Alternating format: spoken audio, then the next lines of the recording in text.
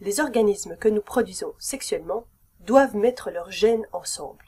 Pour ce faire, ils mettent leur matériel génétique dans des cellules spécialisées appelées des cellules sexuelles. Ce que tu vois ici est une cellule appelée le spermatozoïde. Spermatozoïde. La cellule sexuelle des hommes. Le seul objectif du spermatozoïde, son unique raison d'être, est de transférer le matériel génétique de l'homme dans la cellule sexuelle de la femme, appelée l'ovule ou l'ovocyte de son nom scientifique. Donc le spermatozoïde a des caractéristiques qui lui permettent de réaliser ce job. C'est en fait une sorte de petite torpille. Tu peux vraiment l'imaginer comme une petite torpille, avec cette tête pointue, ce qui lui permet d'avancer vers l'avant. À l'arrière, il a une queue qu'on va appeler le flagelle. Et quand ce flagelle tourne sur lui-même, il agit comme un propulseur. Et puis on a cette section centrale qui est la pièce intermédiaire. Et autour de cette pièce intermédiaire qui est juste à la base du flagelle, on a des petits organites appelés mitochondries. Comme tu peux voir, je dessine donc ces mitochondries entourant la base du flagelle. Et les mitochondries sont des organites qui ont pour but de donner de l'énergie à une cellule. Le spermatozoïde a une bonne quantité de mitochondries dans la base du flagelle, probablement 75 à 100. Et ce sont des mitochondries assez grandes.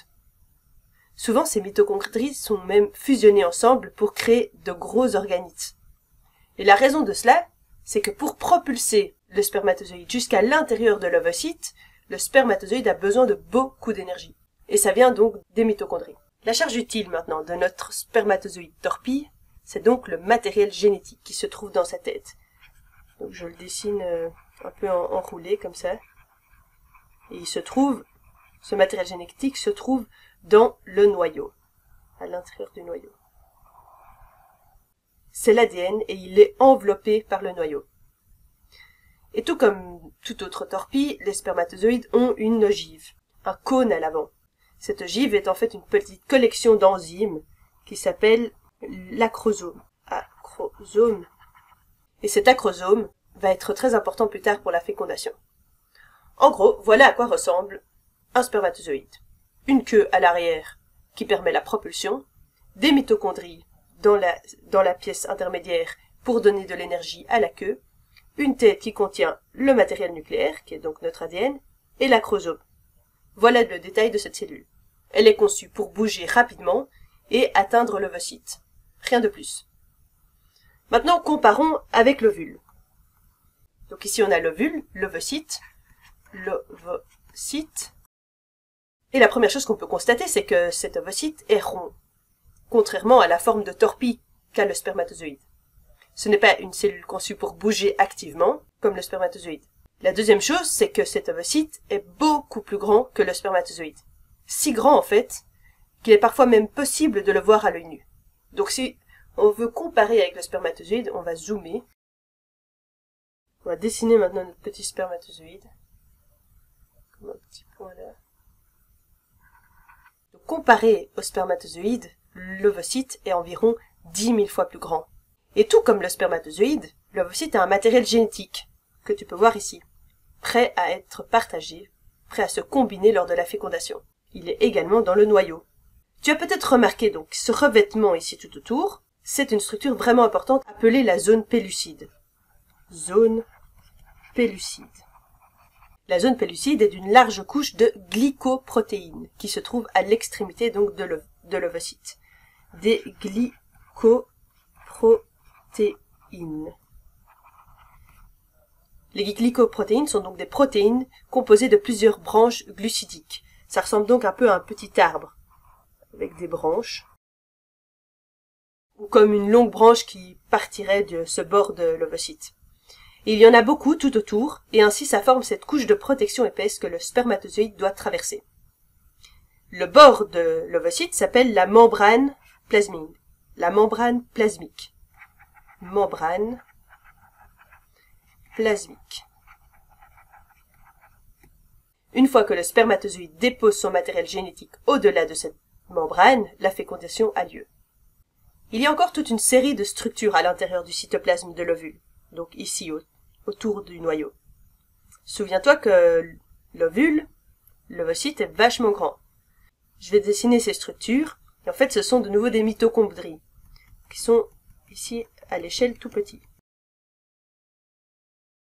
Souviens-toi que le spermatozoïde avait entre 75 et 100 mitochondries à la base du flagelle pour fournir de l'énergie et lui permettre de bouger.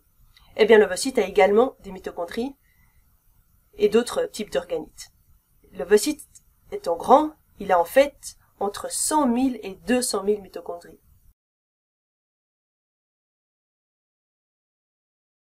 Maintenant que nous avons présenté ces deux acteurs principaux, le spermatozoïde et l'ovocyte, soit la cellule sexuelle de l'homme et la cellule sexuelle de la femme, respectivement, nous pouvons parler de ce qu'il se passe quand ils se rencontrent. Ce processus est appelé la fécondation. On va donc nommer de nouveau notre cellule. Ici, on a la zone pellucide. Et puis, on va dessiner notre spermatozoïde, avec donc sa tête ici qui va arriver, la base du flagelle et la queue. On peut également dessiner les mitochondries, le matériel génétique dans le noyau et l'acrosome là-bas devant. La première chose qui se passe dans la fécondation, c'est quand le spermatozoïde arrive à la zone pellucide. C'est donc notre première étape. Et cette étape s'appelle la liaison du spermatozoïde à la zone pellucide.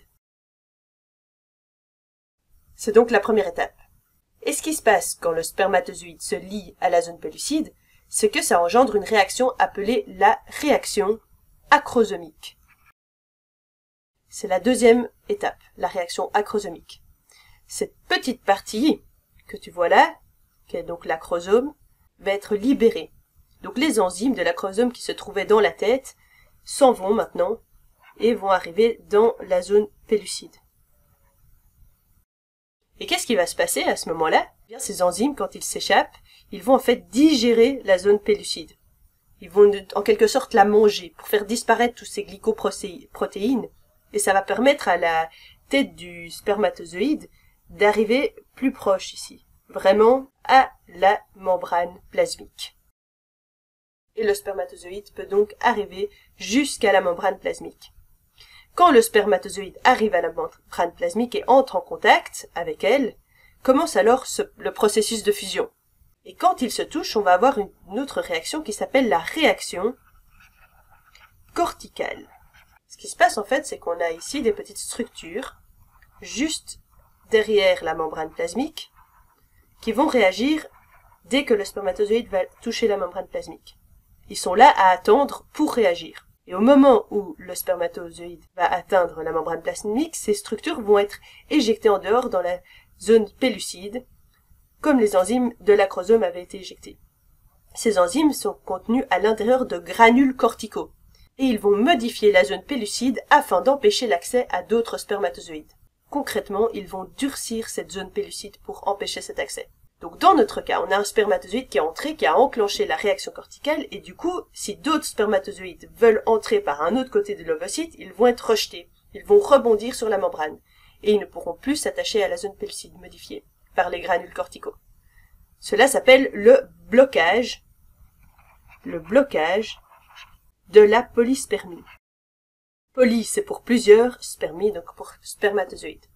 C'est un concept vraiment important. Ce que nous ne voulons pas, c'est que plus d'un spermatozoïde envoie du matériel génétique dans l'ovocyte. Parce qu'on aurait alors une cellule avec une contribution singulière de la maman, mais 1 à 2 ou 3 ou même 100 contributions du matériel génétique du papa. Et ça ne fonctionnerait pas. Tu finirais avec plein de sortes de problèmes, comme par exemple le zygote qui échouerait lors de la division. Ça peut arriver de temps à autre et ça entraîne que le zygote échoue. Mais dans la plupart des cas, grâce à l'action des granules corticaux sur la zone pellucide, les autres spermatozoïdes ne peuvent pas entrer et ils rebondissent quand ils arrivent au bord de la cellule. Donc là maintenant, on a un spermatozoïde qui a fait tout ce chemin et qui est arrivé à la membrane plasmique de notre ovocyte. Il s'est donc lié à la membrane, l'acrosome est parti, il a fait son job, on peut donc effacer tout ça. Les granules corticaux ont été libérés, ils ont empêché les autres spermatozoïdes d'entrer, et ce qui se passe maintenant, c'est que la membrane plasmique de chacune de nos cellules, spermatozoïdes et ovocytes, vont fusionner, ce qui permet à toute cette structure d'entrer. Tout le matériel génétique qui se trouvait à l'intérieur du noyau va pouvoir se diffuser dans l'ovocyte. Une fois qu'on a la fusion du matériel génétique, on a donc la fécondation. Pour récapituler, Retournons à notre image zoomée de notre spermatozoïde.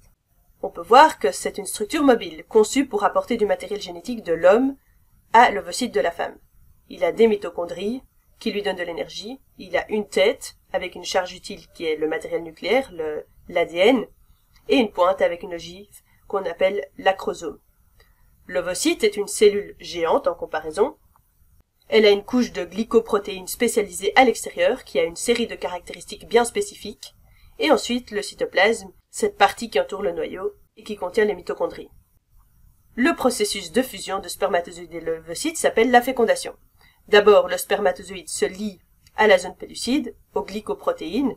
On a ensuite une réaction acrosomique, et ensuite une réaction corticale qui empêche plusieurs spermatozoïdes d'entrer en même temps.